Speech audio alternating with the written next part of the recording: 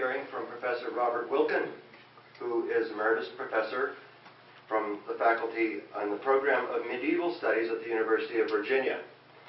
He's written works on early and medieval Christian history and thought, Byzantine Christianity, the history of biblical interpretation and early Christian ethics, and the relations between Christianity and Islam. His many books include The Spirit of Early Christian Thought and The Land Called Holy, Palestine in Christian History and Thought. And I was just talking to him and I realized, that early Christian thought, that period that he focuses on is 1,000 years. And that was the time before the internet, before computers, before typewriters, before printers, before any kind of mass medium. And so what I think of is that's when people had time to think. They had time to sit quietly in dialogue or sit quietly in their rooms and think for an extended period of time. And that is a gift to us. Whatever they wrote down at that time was an incredible gift to us who now do not have time. We are in too much of a hurry to get that kind of thinking done. So we owe it to them and to people who bring them back to life through their scholarship, like Dr. Wilken. So thank you for coming, and let's get started with this.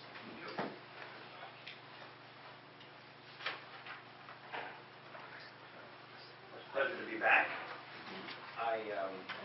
Last week the First Things came up, a magazine that I'm associated with, a magazine on religion and public life.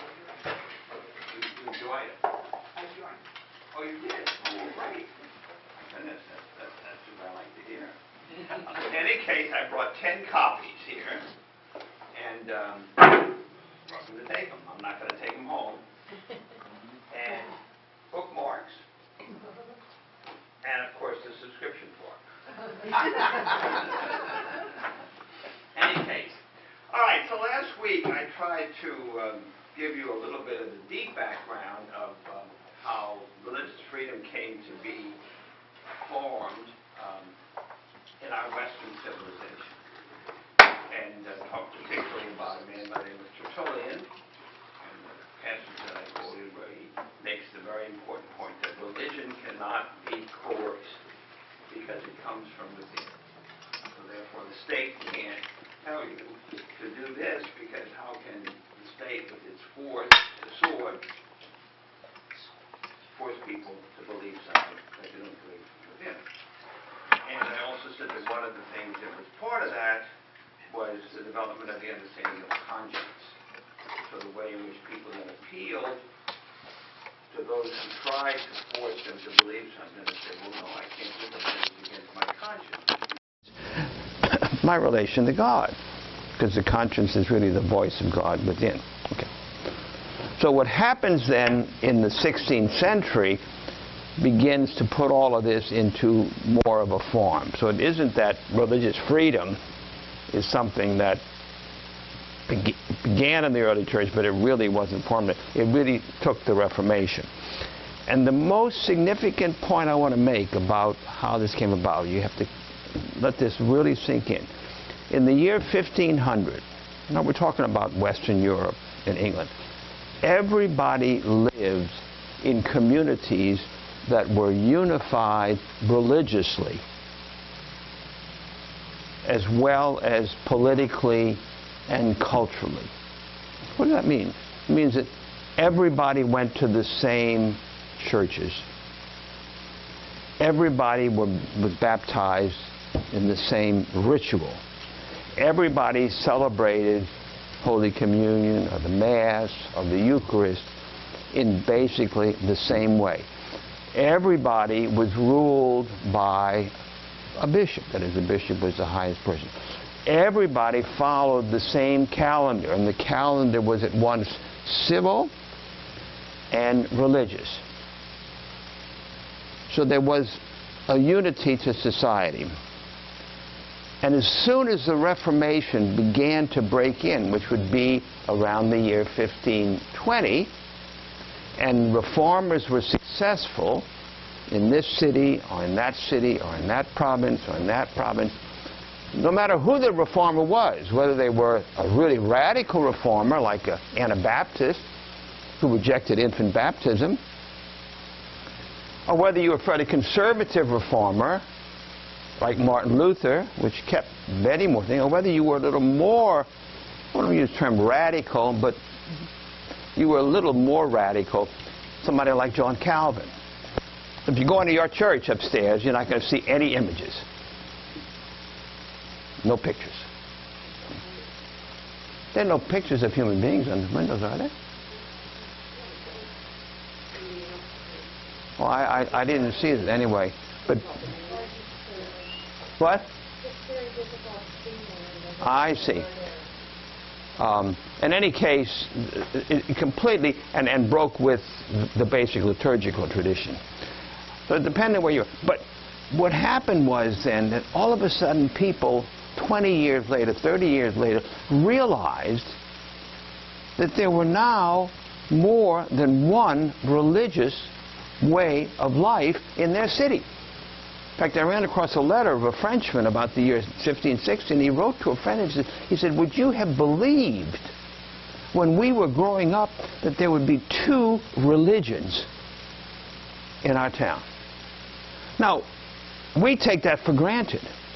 So the basic assumption that had ruled for centuries upon centuries and centuries was being dismantled. And so the question was, how do you deal with that? And who is going to decide?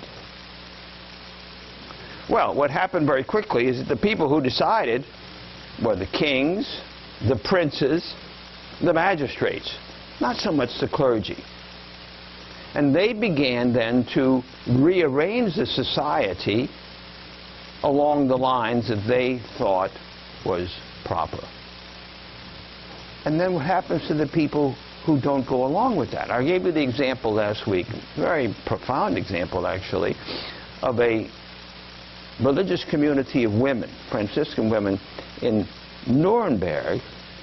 And when the Lutherans came in and changed everything, drove out their priests, told them that they can't any longer have this monastic community, what they said was, you can't do that because it goes against our liberty of conscience. And so what happens is that those who are being suppressed, persecuted, even in some cases executed, started appealing to the liberty of conscience. But there was another thing that happened.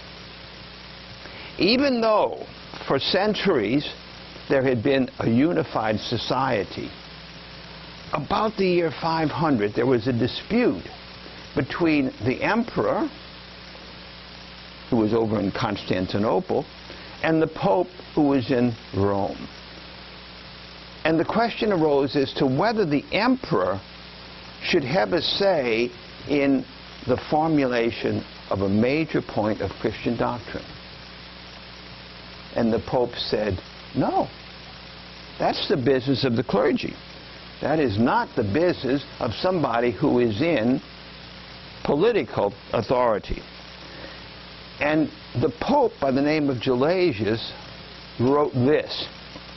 One of the very most important things that was ever said in the history of Western Christianity. There are two powers. The august emperor by which this world is ruled, namely the sacred authority of the priests and the royal power, he's talking about the emperor. Of these, that of the priests is weightier, since they have to render an account for even the kings of men in divine judgment.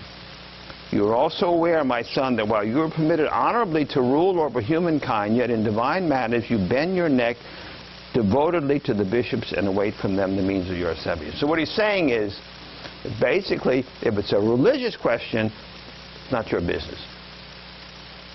And if it's a political question, it's not my business. Well, you know enough about human society that that's going to be conflicted.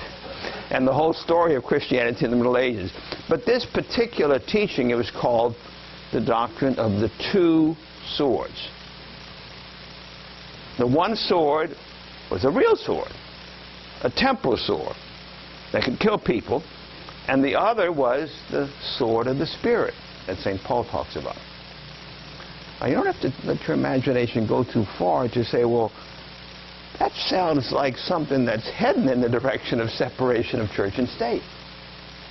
And that's exactly what happened during the Reformation. The doctrine of the two swords was revived, and it began to be a way in which those who were suppressed or oppressed appealed not only that they had liberty of conscience, but that the king or the prince or the magistrate had no business telling them how to worship and to pray and to believe. One of the most interesting examples of this is in England. Because in England, the Reformation took a different course, and there the king or the queen ran the show.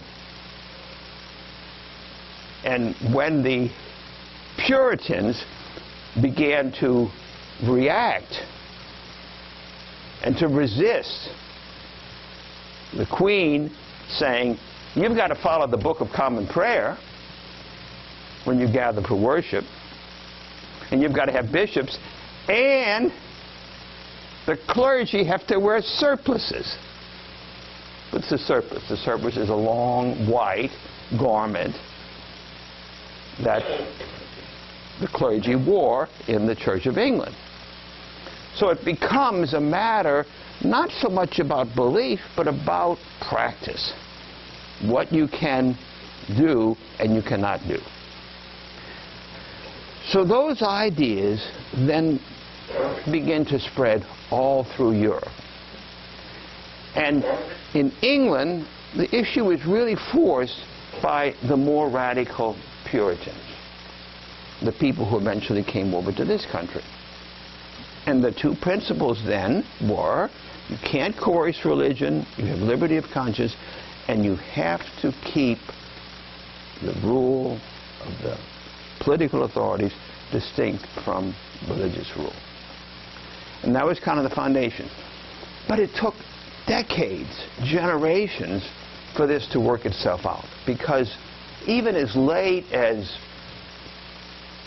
the year 1700, the assumption was that the king or the prince may not be able to determine everything, but you can't have an ordered society unless you have some kind of basic religious conformity. And so if somebody says, I'm not going to baptize my child because you have to grow up and you have to give a confession of faith before you can be baptized, that's a very disruptive person. And then you can go down the line, you know. Are you going to use the prayer book or you're not going to use the prayer book? And the most radical person to really carry this to its extreme was our own Roger Williams in this country. And Roger Williams was basically an English Baptist. Puritan, but there were Puritans and then there were Puritans. Some Puritans were willing to basically conform to the Church of England, and the others said, no, we will not conform. There was a whole list of them. They went to Holland, to the Netherlands, and then they wound up in this country. And Roger Williams writes a very famous book called The Bloody Tenet of Persecution. And he says, the crown, the king, the prince, has no authority, zilch, in religious matters. And he says, it doesn't matter what you believe as to whether you're going to be a good carpenter or a good shipwright, you know, or a good businessman. The two have to be kept completely separate. And that then gets sort of into the American Puritan stream. And it, even though Roger Williams, he was a really radical thinker. He was what's the phrase I developed here? He's an equal opportunity irritant. no matter where he went, he got into trouble. So he's first in Boston, then he goes up to Salem, and they can't abide him. And so then he winds up in Providence, it became Rhode Island, and then he sets up his own community there. But interestingly, getting back to my original point, Roger Williams has a dispute with John Cotton. John Cotton was one of the leaders of the Puritan church in Boston. And so he's basically an establishment man. And in his argument against Cotton and against the establishment of religion, in that case Puritans, in his book, The Bloody Tenet of Persecution, he quotes our old friend Tertullian, which indicates that Tertullian, and there were a whole bunch of other writers, but Tertullian were still very much alive. And that then gets into the mainstream. I think I mentioned before that even Thomas Jefferson knew that quotation, though I can't seem to find out how he learned about it, but he knew it. Okay, a very good example of how this new application of the two swords was, of all people, a French statesman, middle of the 16th century. Had a wonderful name. His name was L'Hôpital, H-O-P-I-T-A-L, like hospital, you know, Michel L'Hôpital. And he was the Lord Chancellor of the King in England. And the problem they had there were the Calvinists from Switzerland, French-speaking Calvinists. John Calvin, of course, was originally French-speaking, had spread into England, and they had become so numerous that they were disrupting the society. And he didn't have any notion of liberty of conscience, but he knew that he had to accommodate these people because there were so many of them. It's a big factor. You can't kill people who are 10% of your society or drive them out. So he goes before the Estate General, which is sort of the gathering of nobles. He gives a speech, and he says that the purpose of royal rule is not to maintain religion, but to maintain the republic.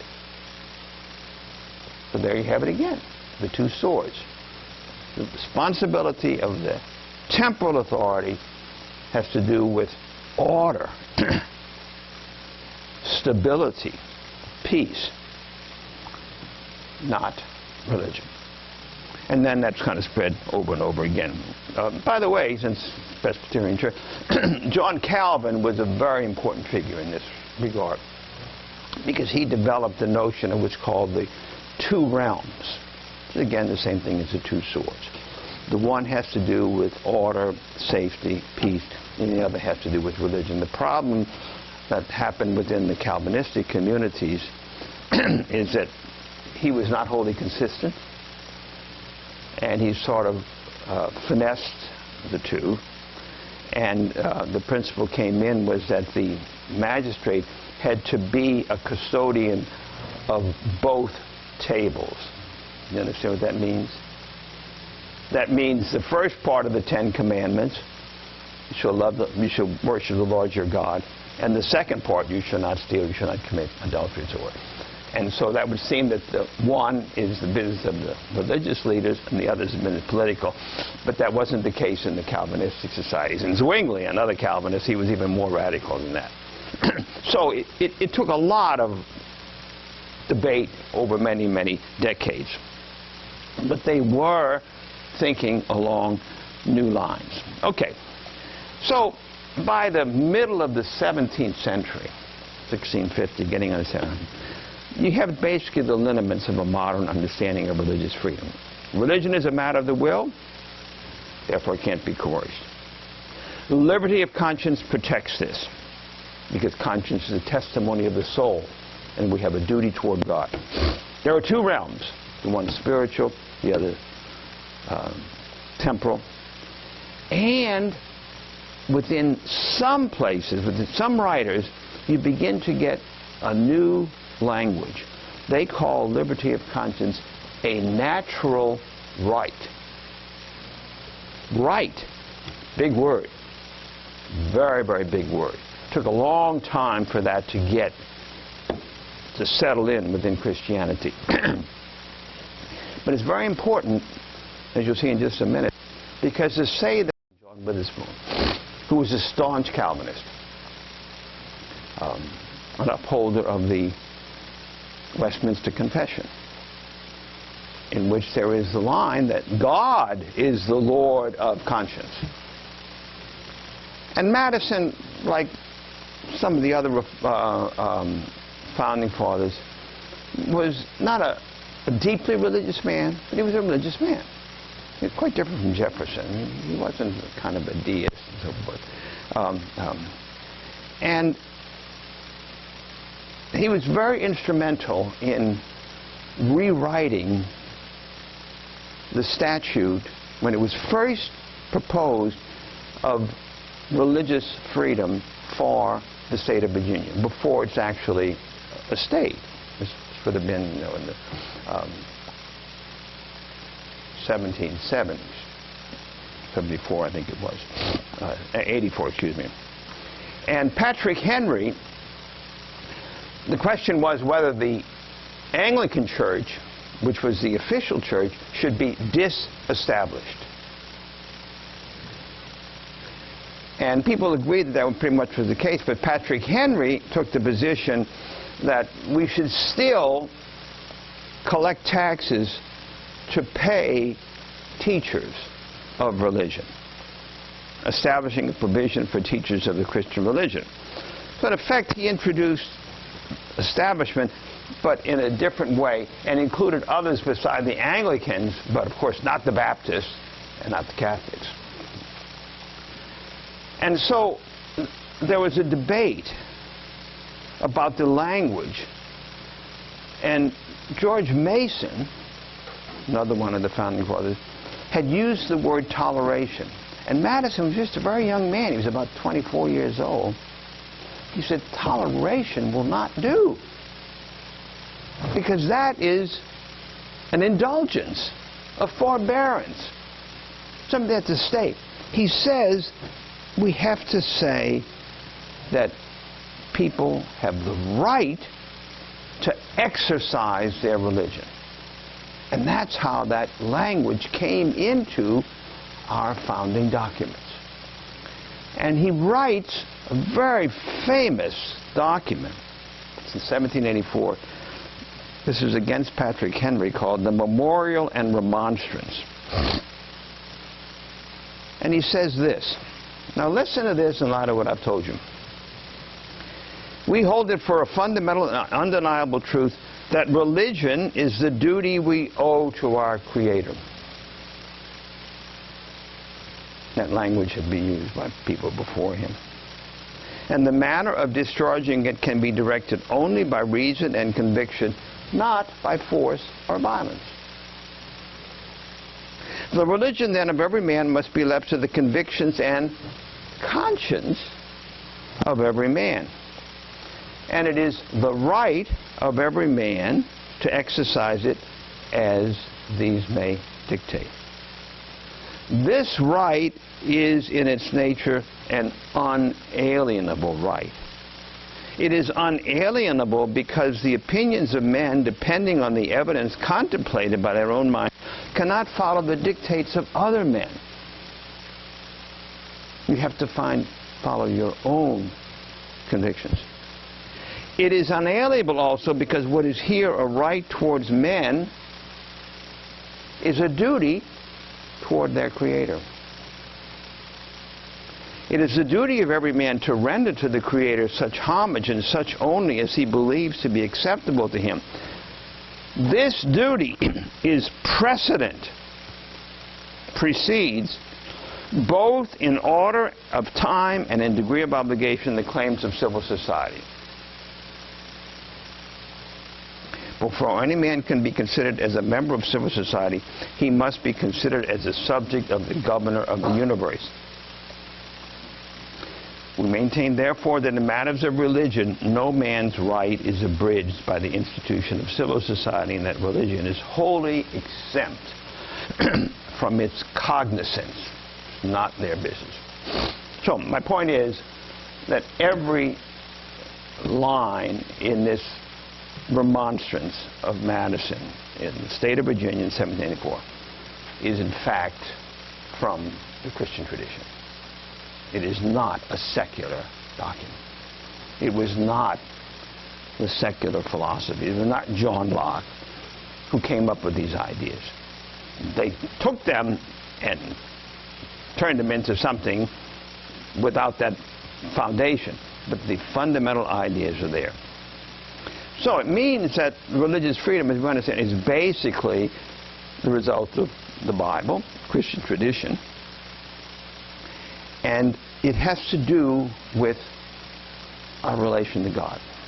So it's absolutely central to religious freedom that it has to do with God. Well, where does that leave us today? As Americans, we know that religious freedom is a principle enshrined in documents that gave rise to our country. It has been incorporated in our laws and has been honored by our people. But civilization is a thin and fragile thing. And if it is not cherished and defended, it can be lost. If the things we hold dear become detached from the cultural traditions and religious traditions that have created and sustained them, they will wither and die. And so when people write books, Why Tolerate Religion? It's clearly that they are withering and dying for some in our society. And if religious freedom is emptied of religion and becomes instead freedom of speech, different thing all the matter, that is detached from belief in a transcendent authority, God, what you want to call it God, it will lose its potency. As Christians, and we must bend our efforts to guard and nurture the ancient convictions of our people and remind our fellow citizens that we are bound together as one nation under God. But the name of God will not be invoked in the public square if the panoply of public power subverts Christian practice. If the restrictions on the exercise of religion become deeper and more widespread, you won't be able to invoke God. Without belief in God, there will be no religious freedom, and in time, less and less Christian practice. If the religious freedom is to be preserved in our country, it is a task of Christians to keep alive the name of God in the public square. That's our charge today, because we are living in a society that is growing increasingly secular. And so religious belief is being pushed into the private realm. You do fine, you come to your church here and do what you wish, but don't let it interfere in our basic laws, institutions, and practices. We have to keep alive the name of God in the public square. And to do that, we must remain faithful to who we are, speaking our language, thinking our thoughts, and celebrating our distinctive rituals, not doing what other people do. And that's hard. Very hard. Because we have assumed for so long in this country that somehow it's a broadly Christian society. Now, a little rhetorical flourish at the end here. And we must pray, as the prophet Isaiah did many centuries ago, that God will pour water on the thirsty land and streams on the dry ground, that the people of our great country may spring up like grass amid water, like willows by flowing streams. Thank you very much. Well, there's plenty of time for questions.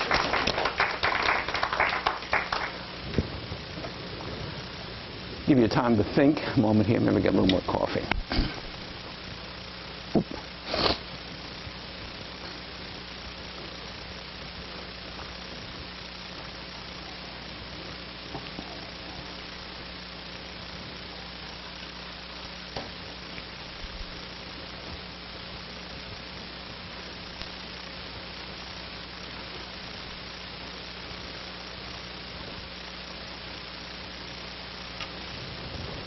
Yes, sir. Oh, that's over to the ladies here. No. I was just curious, what is it look like when all the different villages, starting in the U.S. and keeping alive, are coming out in the public square and taking concepts of that? How is that going to work? Well, we've lived with that for centuries. I mean, that's been the case for as long as it's been in America, or the United States. I mean, and I think that's healthy. I mean, there's no possibility in anybody's imagination, that you can have one unified religion. I mean, up until about the 1950s, I think that we assumed that Protestantism was that, but that's not the case today. It's gone. It's gone. And there's nothing that can step in to take its place. And that's just part of, and that's a problem. It's a problem for the public image of the church. So you take some of the hot button issues, same-sex marriage. You have differences, official differences among the churches.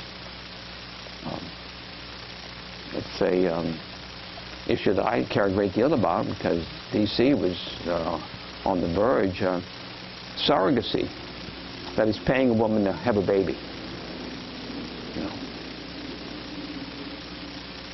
I think it's a very bad thing, but there are going to be a lot of churches who will support it. Abortion.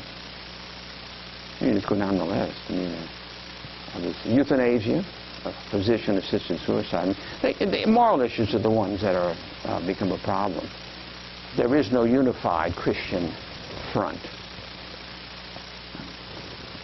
10 years ago, many people thought that same-sex marriage would be such a front, but it's not.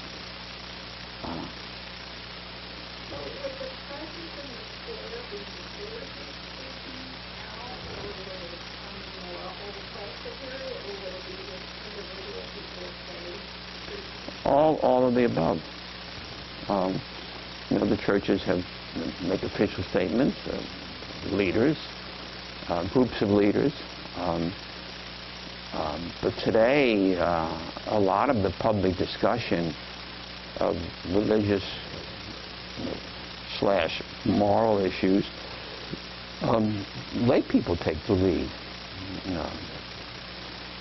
And we just had, in fact, it's in this issue. This is a really interesting issue here. It has, the Erasmus lecture is the big annual lecture that the first thing, published by the Institute of Religion and Public Life, has in New York City at the Union League Club.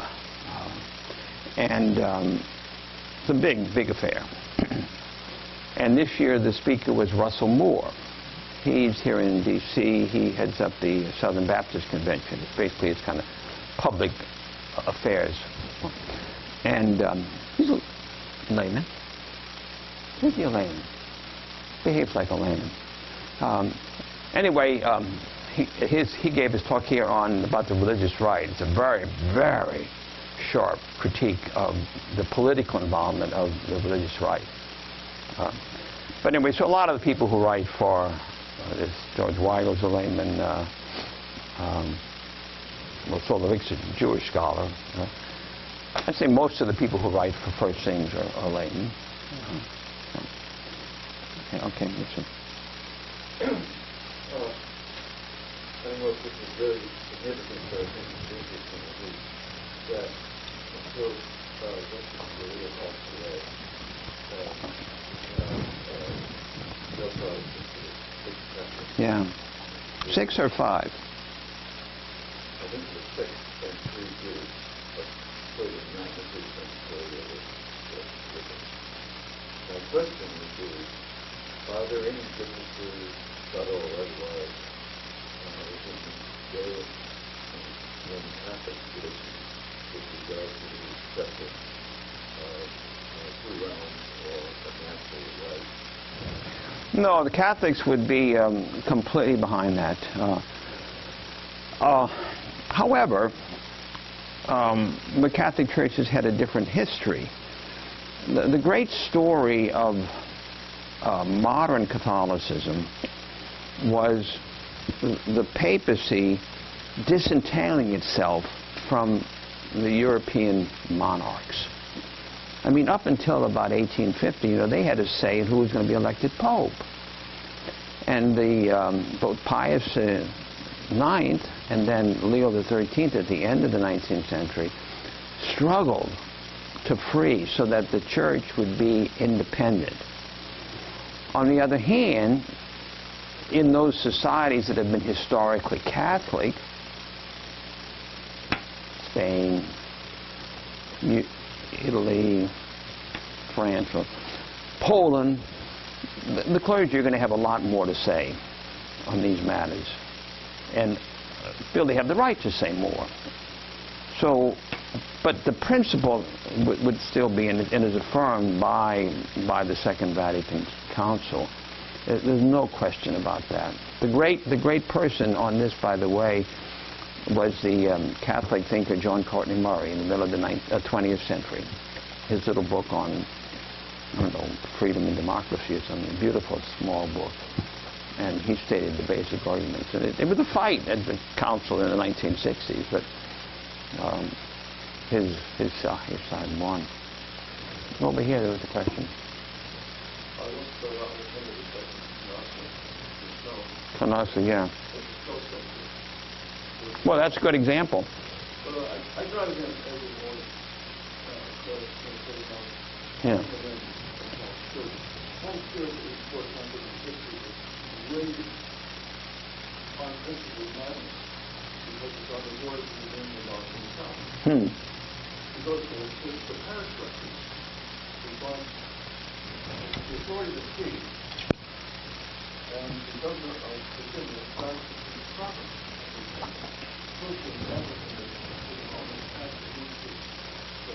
They were pretty tough.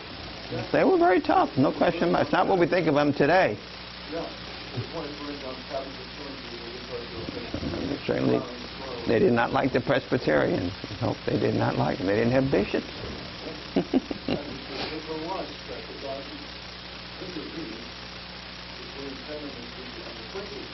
Yeah, well, the Quakers, another interesting, they didn't like the Quakers at all. They were brand new, and they didn't do anything. Yeah. No. Yeah.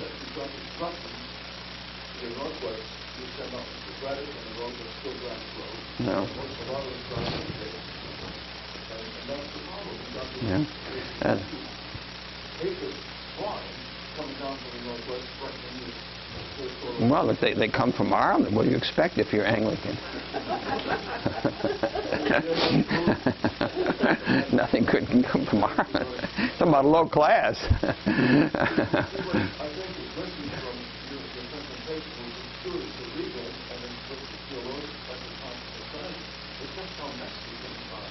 Well, I was hoping I said I messed it when you said about people, you know, having to decide how they're going to order their worship and so forth.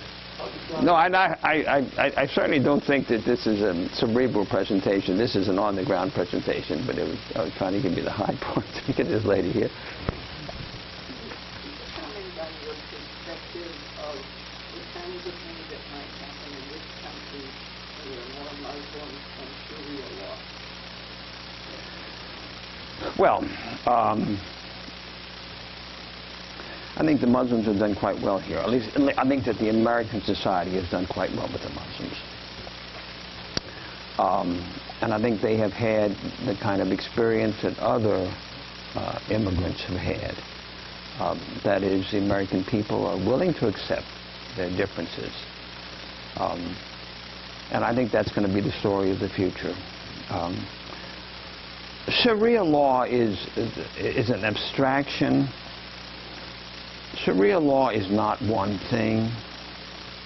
It is constantly adjusted to local circumstances. Sharia law assumes a Muslim society. It's not something that you apply to a small group of people. Now, there are certain religious prescriptions that are in Sharia law pork, about the calendar, and those kind of things. But the challenge for Muslims in this country is that in the history of Islam, Muslims have always lived in Muslim societies. The one exception today would be in Asia, it's like Indonesia, but even there, most of the people are Muslim. And that's not going to happen here. So the Muslims are going to have to go deep within themselves and determine how it is that they can live within a pluralistic society where they are another religious community. Catholics learn how to do that. Well, yeah, but France doesn't have the history that we have of immigrants. And of course, the numbers have grown so high that it's a much more severe problem. The same thing within Germany, you see. And partly it's because France has become so secular. Catholicism for many people is just a memory. But Christianity is not a memory here. It's very much alive. You don't go to your services here. So I don't see that as a problem. There will be problems because, you know, bad things happen and they're done by Muslims. But I'm completely behind those who say this is not Islam. It's not Islam. And I mean, give you a good example. No, this is not Islam, but it's a very good example. The Yazidis. The Yazidis are a religious sect from Iraq. There is now a community of 1,000 Yazidis in Lincoln, Nebraska. And they're doing fabulous. They're settling in, you know, starting businesses, sending their kids to the schools, learning English. And I think that is the story. Or take another kid. I know Maine very well. I go there in the summertime. Portland, Maine. The factory owners love the immigrants because they don't have anybody else to do the jobs. Somalis. I went to the Catholic Cathedral in Portland. I've been to Portland. It's up on the hill. It's a gorgeous building. And there were probably 50 or 75 people, very black African people in the congregation, and they had an African women's choir. So I have great confidence in our American people. I don't have any fears about that. I really don't. Yes, sir. Along those lines, just thinking of the history of Christianity and how we worked through the doctrine of personal faith, such as and it took us a while, and without compromising our conscience. Right. Within Islam, is there, can a devout Islamic person embrace the separation of church and state? Well, that's a very tough thing for them. There's no question about that. They have no church. No choice. They come to this country. But the real question has to do with the Islamic societies in the Middle East. And the best example of the problem is, I mean, every society, you know, Saudi Arabia is probably the most extreme. But look at the difficulty in Egypt. The Copts, the original Egyptians and Christians, they're being terribly persecuted. And then, of course, Turkey, I don't know if anybody saw yesterday's Wall Street Journal. There's a wonderful article in the review section on Turkey.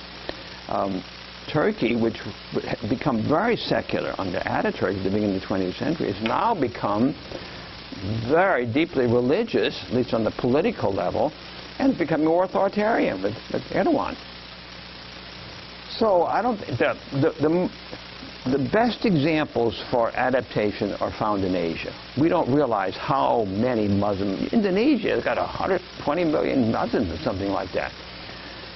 because they were not historic Muslim society.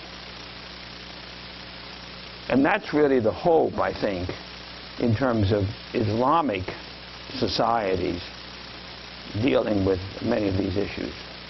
It'll take a long time in places like Saudi Arabia or Iran, you know. Less so in a place like Lebanon because you've got strong Christian communities there, but Lebanon's so dominated by Syria.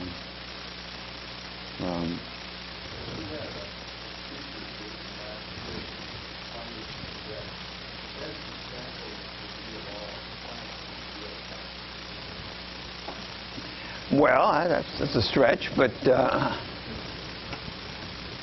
I mean, Sharia law has worked. My only point is it's not a code that you can just apply. It has to be worked out in individual places, and there are all sorts of accommodations that come with any legal code. And the Muslims, you have to say, they had worked out a way to deal with this large minority of Christians. It wasn't the best arrangement. They were second-class citizens, but they survived in the 20th century. But with the development of a wholly different kind of Islam in the 20th century, they forgot all of that. So now they want to destroy the Christians, and they are. They are. Iraq, it's pretty much over. It's just sad. And that's another speech I could give. There are three great Christian languages.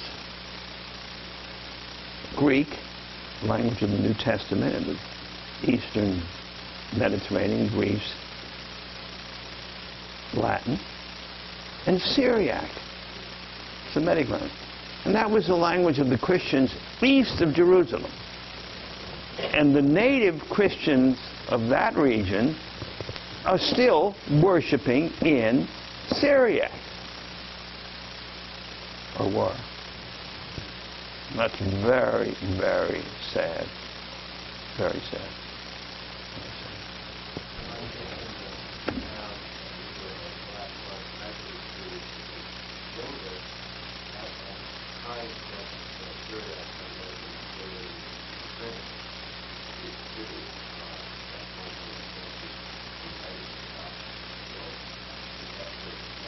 Well, that's a great thing to support. Yeah. Very, very important language. Yes, sir?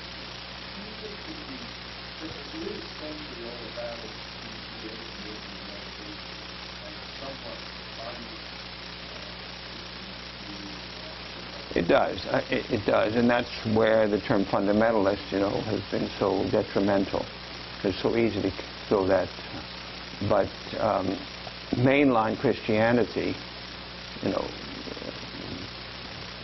settled that issue decades, generations ago. That includes, most of the Christians. It's a losing battle. It's a losing battle on every ground. I mean, if you want to, I don't like the term fundamental, but you want to get a really riled up fundamentalist, a very conservative evangelical, just point out to him that the great teachers in the early church, such as Augustine and Origen of Alexandria, they knew from the beginning that you couldn't interpret Genesis 1 literally. It's pretty obvious. All you got to do is read the text. Can't be. No, it's a non-issue, I think. And those who fight that battle, it's just, there you are. That's ignorance. Just holding on to things that do not command your respect. Sorry to say. Might be good in other regards, but not there. Yes, ma'am. And people like Jonathan Edwards were scientists, along with theologians. They moved to the Royal Society of Scientists, or early theologians. Now they're coming up with their smallpox vaccine. There's no decision of science. There's a celebration of it. And even in the age of Darwin in the 19th century, he was talking in Emeritus, there's a strong Christian accepting Darwinism. Well, that's another one of the myths that passed in our society. about Christians and science. Science, as we know it, was developed within Western Christian society. And you know why? Well, it's a little more precise. Because the book of Psalms and say that God created the world with wisdom. What does that mean? It means that the world is rational. It means you can understand it, and so let the scientists go at it. Yeah. Well, that's another one of those. But beautiful. I will take back my comment about no images in the windows here. But you still have a bare cross. All right, is that enough for today? Yes, ma'am. Of your own ratings, your books, etc., for those of us who are not historians, would you recommend any one or more of an introduction? Well, my first 1,000 years is written for the first 1,000 years of global history of Christianity. My most recent book is written for people like you. I don't write for scholars. Yeah, it's much more fun to write for readers. You know the story about scholars. They look at the footnotes to see, and this doesn't have any footnotes. I got that through my Yale University Press, my editor. No footnotes. Because with the scholar, he reads the book and he looks for himself. I'll tell you a good story about Bill Buckley. You know the name Norm Podhoretz? Norm Podhoretz was the founder of commentary. Commentary is sort of the Jewish similar to First Things, though we have Jewish stuff in ours as well. And so Norm Podhoretz Bill Buckley said a book of his to Norm Podhoretz. And, of course, first thing Norm Podhoretz did was look the index to find his name. And right next to it, Buckley had written, "Hi, George." Hi, Norm. Hi, Norm. And he knew that's where we'd go first. No, I very self-consciously write for people like you all here. And I guarantee you, if you pick up that book, you will have no problem. No problem. It tells stories and so forth.